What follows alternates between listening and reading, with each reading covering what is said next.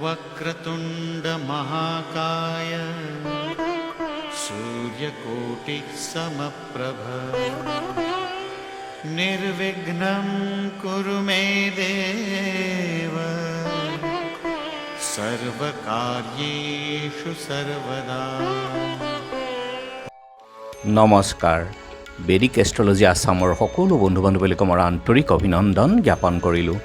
বন্ধু বান্ধৱীসকল, মই আজি লৈ আহিছোঁ এটা বাস্তুৰ ভিডিঅ'। আমাৰ ঘৰলৈ যেতিয়া আমি ৰাস্তাৰ পৰা ঘৰৰ ভিতৰলৈ সোমাই যাওঁ, তেতিয়াহ'লে বাউণ্ডাৰীতে যিখন আমাৰ গেট থাকে, সেইখন গেটৰ বিষয়ে মই আলোচনা কৰিবলৈ লৈছোঁ, যিখন আমি মেইন গেট বুলি কওঁ। আমি সকলোৱেই জীৱনত সফলতা বিচাৰোঁ। ল'ৰা ছোৱালী, কৰ্মক্ষেত্ৰ, ব্যৱসায় বাণিজ্যত, সকলো ক্ষেত্ৰতে। গতিকে ঘৰখনেই হ'ল আমাৰ সফলতাৰ স্থান। ইয়াতে অৱশ্যে গ্ৰহ নক্ষত্ৰৰো প্ৰভাৱ নিৰ্ভৰ কৰে সকলোৰে জীৱনত। বাস্তু আৰু জ্যোতিষ একেটা মুদ্ৰাৰে ইপিঠি আৰু সিপিঠি মাত্ৰ। কাৰণ কুণ্ডলীৰ গ্ৰহ নক্ষত্ৰৰ প্ৰভাৱত ঘৰখনৰ বাস্তুদোষ উৎপন্ন হয়, আৰু বাস্তুদোষ হ'লেও কুণ্ডলীত গ্ৰহ নক্ষত্ৰৰ অশুভ প্ৰভাৱ হয়। গতিকে বাসস্থানখন বাস্তুসন্মত হ'লে আমাৰ জীৱনটোও সফল হৈ উঠে। আজি চাওঁ আহকচোন, ঘৰৰ মেইন গেটখন, যিখন ৰাস্তাৰ পৰা আমি সোমাই আহোঁ, আমাৰ বাসস্থানলৈ প্ৰৱেশ কৰোঁ, সেই মুখ্য দুৱাৰখন যদি বাস্তুসন্মতভাৱে নহয়, তেনেহ'লে দুৰ্ভাগ্য আহে আমাৰ জীৱনত, ঋণাত্মকতা বৃদ্ধি পায় আমাৰ জীৱনত, যাৰ কাৰণে আমাৰ ভৱিষ্যত প্ৰজন্ময়ো ভোগ কৰিবলগীয়া হয় ইয়াৰ অশুভতা বা বাস্তুদোষ। গতিকে এই ভিডিঅ'টোৰ দ্বাৰা মই আপোনালোকক জনাবলৈ ওলাইছোঁ যে মুখ্য গেটখনৰ বাস্তুসন্মত স্থান ক'ত হ'ব। প্ৰথমতে আমি চাব লাগিব যে আপোনালোকৰ ভূখণ্ড কোনফালে মুখ কৰি আছে, পূব, পশ্চিম, উত্তৰ, দক্ষিণৰ ফালে কোনফালে মুখ কৰি আছে, সেইটো আমি থিৰাং কৰি ল'ব লাগিব প্ৰথমতে। যদি ধৰোঁ যিফালে গেটখন বনাব, সেই থানটো, সেই ফালটোত বা সেই সীমাটোত আপুনি 9টা ভাগ কৰক। ধৰোঁ যদি 90 ফুট বহল হয় মাটি টুকুৰা, তেতিয়াহ'লে এটা ভাগত আপোনাৰ 10 ফুটকৈ পৰিব। এতিয়া পূবমুখী যদি ঘৰ হয়, তেনেহ'লে উত্তৰ পূব কোণটোৰ পৰা 2টা ভাগ আপুনি এৰি দিয়ক। 3 নম্বৰ আৰু 4 নম্বৰ ভাগ দুটাত মুখ্য দুৱাৰ বনাওক। পূবৰ ফালে যদি মুখ কৰি আছে, তেনেহ'লে পৰ্যন্ত আৰু জয়ন্ত এই 2টা খণ্ডত আপোনালোকে মুখ্য গেটখন বনাব পাৰিব। গতিকে দক্ষিণমুখী যদি আপোনালোকৰ ঘৰ হয়, অৰ্থাৎ আমি ৰাস্তাটো যদি দক্ষিণ ফালে আছে, দক্ষিণৰ ফালৰ পৰা যদি আমি ঘৰলৈ সোমাই আহোঁ, তেতিয়াহ'লে আপোনালোকে দক্ষিণ পূব কোণটোৰ পৰা 2টা খণ্ড বাদ দিয়ক, আৰু ইফালে দক্ষিণ পশ্চিম কোণটোৰ পৰা 5টা খণ্ড আপোনালোকে এৰি দিয়ক। দি পেলাই যি 2টা খণ্ড থাকিলে আপোনাৰ বিতথ আৰু গৃহস্থত বুলি কোৱা হয়, এই 2টা খণ্ডতে মুখ্য গেটখন আপোনালোকে বনাওক।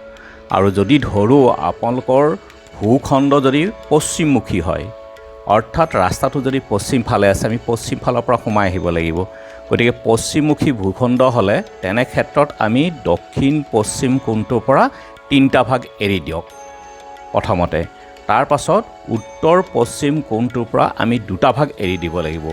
বাকী যিটো 4টা খণ্ড থাকিলে, সেই 4টা খণ্ডত আমি আমাৰ মুখ্য গেটখন বনাব পাৰোঁ। সেই 4টা খণ্ড হ'ল কি, আপুনি যদি আমি পিত্ৰ আৰু দৈবাৰিক 2টা খণ্ড বাদ দি সুগ্ৰীৱ বা পুষ্যদন্ত, বৰুণ আৰু অসুৰ, এই 4টা খণ্ডতে আমি আমাৰ গেটখন, মুখ্য গেটখন উপযুক্ত হয়। তাৰ ভিতৰত আমাৰ এই বৰুণ, পুষ্যদন্ত এইটো যথেষ্ট শুভই হয় বুলি শুভ মনা হয় বাস্তুৰ মতে। আৰু যদিহে আপোনাৰ ভূখণ্ড উত্তৰমুখী হয়, তেনেহ'লে উত্তৰ পশ্চিম কোণটোৰ পৰা আপুনি 2টা খণ্ড এৰি দিয়ক, আৰু উত্তৰ পূব কোণটোৰ পৰা 2টা খণ্ড আপুনি এৰি মুখ্য গেটখন বাস্তুসন্মত হয়। গতিকে সেই স্থানত আপোনালোকে বনাব পাৰিব। যিটো কয় ঈশান কোণটোৰ পৰা আপুনি বাদ দিয়ক, অদিতি আৰু শোল এই 2টা খণ্ডত আপোনালোকে বনাব পাৰে। উত্তৰমুখী ভূখণ্ড সকলোতকৈ উত্তম মনা হয় বাস্তুসূত্ৰৰ মতে, কাৰণ এইটো হ'ল আপোনাৰ কুবেৰৰ স্থান। গতিকে উত্তৰমুখী ঘৰত আপোনালোকে অদিতি আৰু শৈল এই 2টা খণ্ডত আপোনালোকে মুখ্য গেটখন বনাওক, বাস্তুসন্মত হয়। আৰু এই স্থানত যদি কোনো অসুবিধা হয়, তেনেহ'লে পূবফালে আপোনালোকে 5, 6, 7 নম্বৰ খণ্ডটো সুবিধামতে বনাব পাৰিব।